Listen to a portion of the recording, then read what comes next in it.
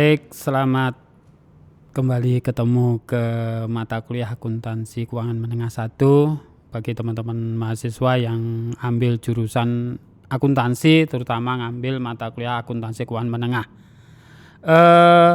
Pada pertemuan setelah UTS ini akan kita bahas terkait dengan investasi, namun sebelumnya ini masih pada suasana Syawal. Sebelumnya saya mengucapkan minal aidin wal faizin, mohon maaf lahir dan batin. Begitu juga masih pada suasana pandemik, sehingga perkuliahan masih menggunakan learning management system atau online. Nah, sehingga rekan-rekan mahasiswa harus lebih selektif lagi di dalam pembelajaran khususnya di masa pandemi ini. Baik, akan kita bicarakan di pertemuan ke-8 ini terkait dengan investasi, di mana tujuan dari investasi itu sendiri pengen mendapatkan sebuah return yang maksimal atau pengembalian yang maksimal. Namun ada beberapa faktor yang perlu dipertimbangkan pada saat perusahaan mau melakukan investasi, di mana pada saat perusahaan itu kelebihan dana sehingga dana itu bisa digunakan untuk keperluan yang lainnya, apakah untuk investasi atau ekspansi terkait dengan usahanya, sehingga perlu pertimbangan-pertimbangan yang perlu diperhatikan untuk memutuskan pada saat mau berinvestasi. Tetapi banyak kasus yang muncul di sini ya, misalnya di tahun 2016 laporan BPK pemerintah itu melaporkan wajar tanpa pengecualian, tetapi masih ada beberapa instansi pemerintah di mana muncul dana-dana korupsi dan lain-lainnya, tetapi laporan keuangannya dinyatakan WTP. Begitu juga beberapa dana desa yang diberikan oleh pemerintah ke desa itu ada pekerjaan yang fiktif. Nah, sehingga kenapa pemerintah harus berinvestasi ke dana desa atau memberikan alokasi dananya untuk desa, tetapi pekerjaan yang dilakukan bersifat fiktif, tidak ada. Nah, itu perlu dipertimbangkan juga. Nah, begitu juga pada saat sebuah perusahaan atau entitas itu menaikkan rating dari obligasinya. Nah, sehingga di sini diharapkannya saat rating atau peringkat obligasi itu mengalami kenaikan, maka diharapkan adanya investor yang masuk nantinya. Nah, itu momen-momen di mana investor mau membuat sebuah keputusan.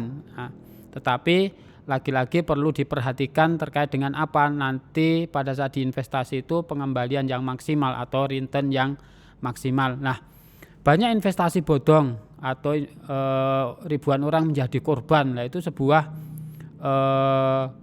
kasus atau peristiwa yang bermunculan ya di saat-saat sekarang ini, di mana perusahaan-perusahaan menjanjikan untuk menginvestasikan atau berinvestasi, tetapi malah masyarakat menjadi korban dari adanya investasi itu sendiri.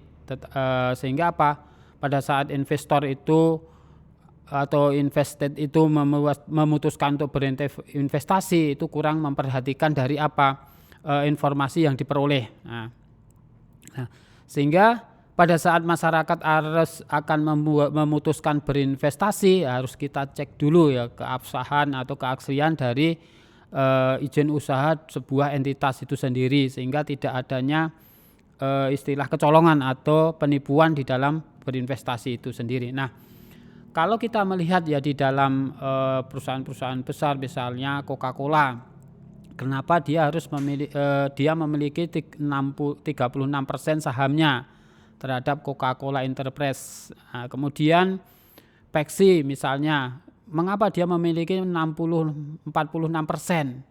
Begitu juga Pepsi Bolding Group 41% Pepsi Amerika.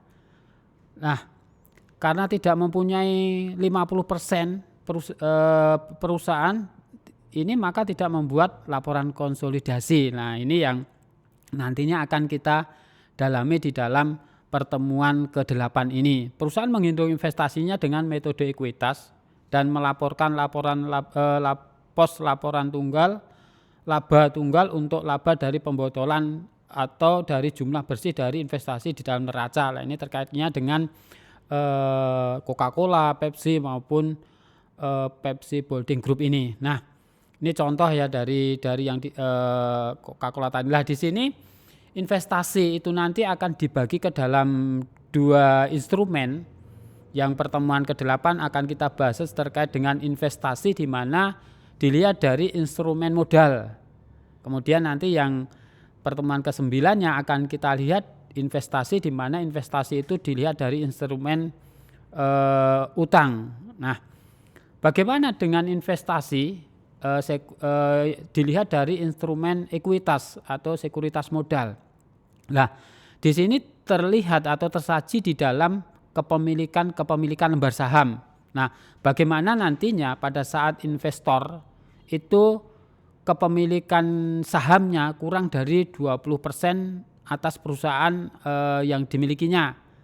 Kemudian kepemilikan saham 20 sampai 50%. Lalu kepemilikan lebih dari 50%. Nah, di sini akan memiliki masing-masing hak yang tidak sama nantinya atas kepemilikan dari berbagai persentase ekuitas itu sendiri. Nah, pelaporannya ya menyajikan laporan keuangan, penurunan apakah nanti di dalam pelaksanaan itu ada penurunan nilai, kemudian adanya transfer antar kategori, lalu kontroversi antara nilai wajar ya, yang akan kita lihat di dalam akuntansi pelaporannya. Nah,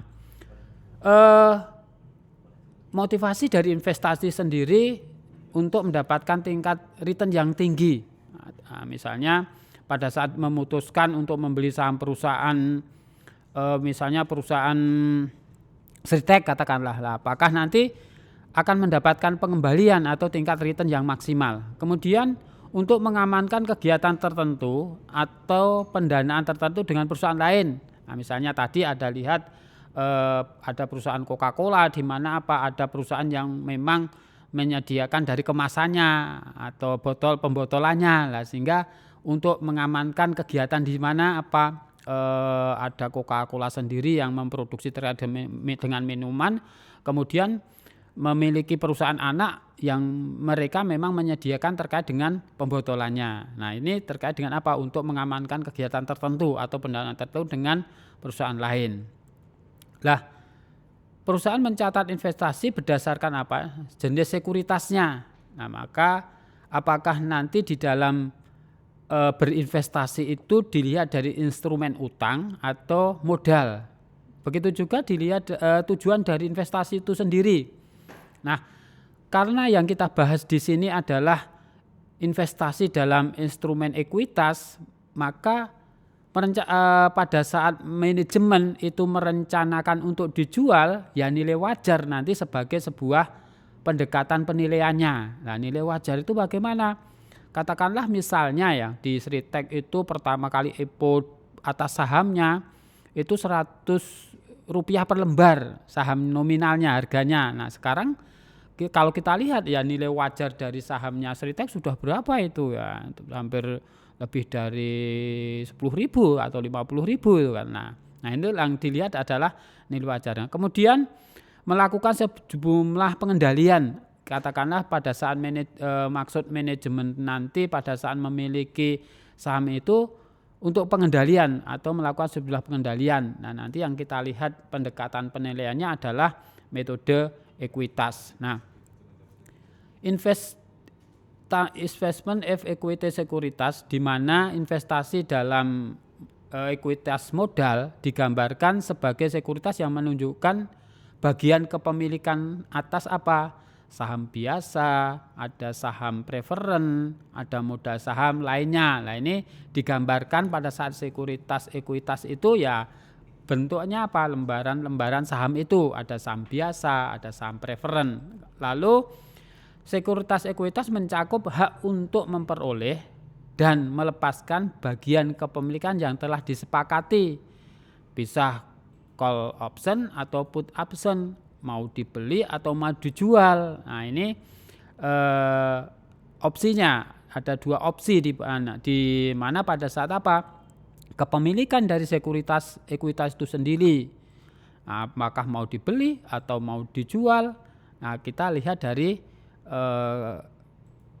nilai wajar atau nilai dari saham-saham yang dia miliki itu sendiri. Nah, investasi oleh perusahaan memperoleh bagian atas saham biasa, perusahaan lain menentukan perlakuan akuntansi untuk investasi sesudah diakuisisi. Hak suara investasi diklasifikasikan menurut persentase kepemilikan. Investasi dalam sekuritas modal dikelompokkan atas dasar persentase kepemilikan sebagai berikut di sini ya. Kalau kepemilikannya itu kurang dari 25%, maka yang dilihat adalah nilai wajar. Investasi memiliki hak positif di sini ya. Positif untuk apa? Ya mendapatkan dividen, mendapatkan pembagian laba atas sahamnya, untuk membeli saham kembali. Lah itu investor memiliki hak positif di sini. Kalau kepemilikan antara 20% sampai 50% metode ekuitas, investor memiliki pengaruh signifikan terhadap perkembangan atas sebuah entitas itu sendiri. Kalau kepemilikan di atas 50%, nah maka akan disajikan laporan konsolidasi di mana investor yang memiliki lebih dari 50% sahamnya itu sebagai controlling atau sebagai istilah ya pemilik dari sebuah perusahaan atau entitas itu sendiri. Karena apa? Saham yang ia peroleh itu lebih dari 50% sehingga sebagai perusahaan pengendali. Nah, kemudian akuntansi dan pelaporan untuk sekuritas modal itu tergantung pada presentasi kepemilikan atau jenis sekuritas. Nah, kita lihat tabel di sini ya. Kalau kurang dari 20%, di mana manajemen ini untuk diperdagangkan atau memang tersedia untuk dijual, maka penilaiannya apa? Ya menggunakan nilai wajar. Lah bagaimana nanti pengakuan terhadap laba rugi itu sendiri? Nah, diakui kalau untuk trending diakui juga laba ruginya. Nah, kemudian kalau 20% sampai 50% penilaiannya berdasarkan ekuitas di mana laba rugi tidak diakui. Sedangkan di atas 50%, nah penilaiannya berdasarkan konsolidasi nantinya tidak diakui di sini di dalam atas laba rugi kepemilikan yang belum direalisasi nantinya. Kemudian bagaimana nantinya kepemilikan kurang dari 20%? Atas saham itu sendiri, maka akan harga pasar tersedia, harga pasar atas saham kepemilikan saham itu bagaimana? Nah, dilihat dari nilai dan laporkan investasi dengan menggunakan metode nilai wajar. Katakanlah nilai wajar atas sahamnya Sritek itu 100.000 per lembar ya, maka itu yang dipakai sebagai penilaian. Kalau harga pasar tidak tersedia bagaimana? Nah, nilai dan laporkan investasi dengan menggunakan metode cost atau pada saat perolehan atas saham itu sendiri. Nah, di sini sekuritas dilaporkan sebesar cost-nya, dividen diakui ketika diterima dan laba rugi hanya diakui pada saat saat penjualan sekuritas itu sendiri. Nah, kalau kepemilikan dari contoh di sini ya, ada sebuah ilustrasi di mana perusahaan itu memiliki 20% sahamnya perusahaan atau PT Hilmi. Nah, misalnya pada tanggal 20 Desember 2019 PT Hilmi membeli saham 3 perusahaan.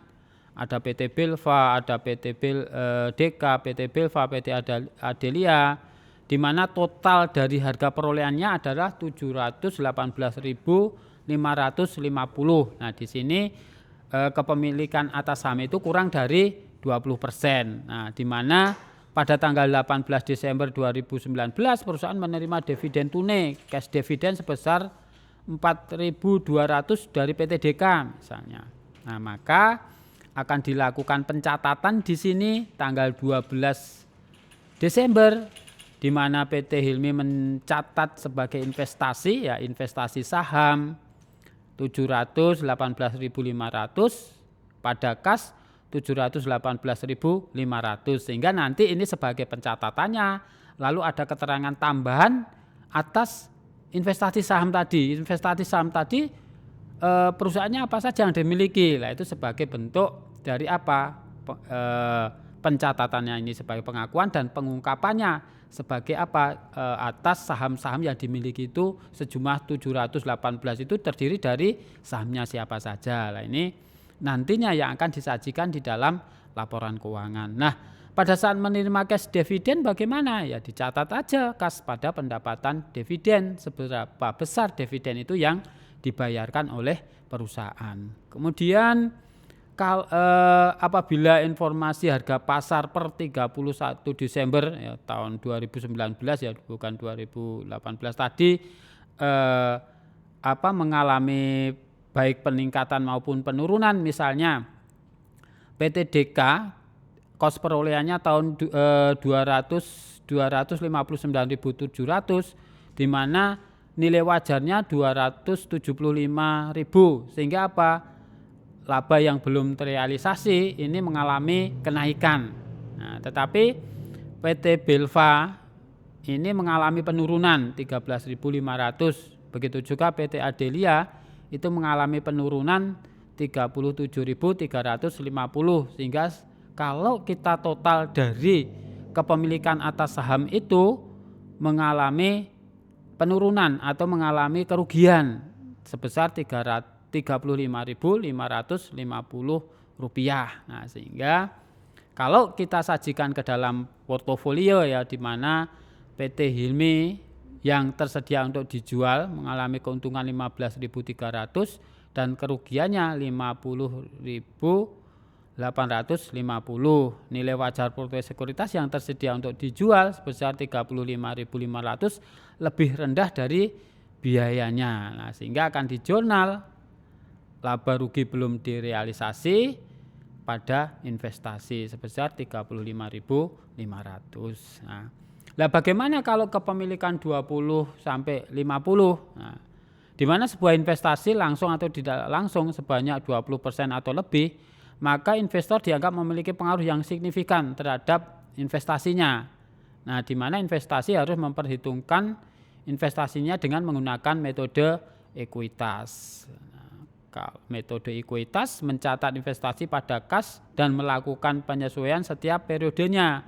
Hak proporsional memperoleh laba rugi dividen yang diterimakan oleh investor nantinya. Nah, proporsi dari kepemilikan itu berapa persen? Nah, sehingga nanti laba rugi itu ya disesuaikan dengan kepemilikan dari saham itu sendiri. Nah, jumlah tercatat investasi secara periodik ditambahkan atau dikurangkan dengan bagian proporsi investasi atas laba atau rugi investasi dan dikurangi dengan sejumlah dividen yang akan diterimakan. Kalau lebih dari 50% karena dia sebagai controlling atau sebagai pengendali atas perusahaan atau atas saham yang dibelinya, maka investor dianggap sebagai partner atau perusahaan induk.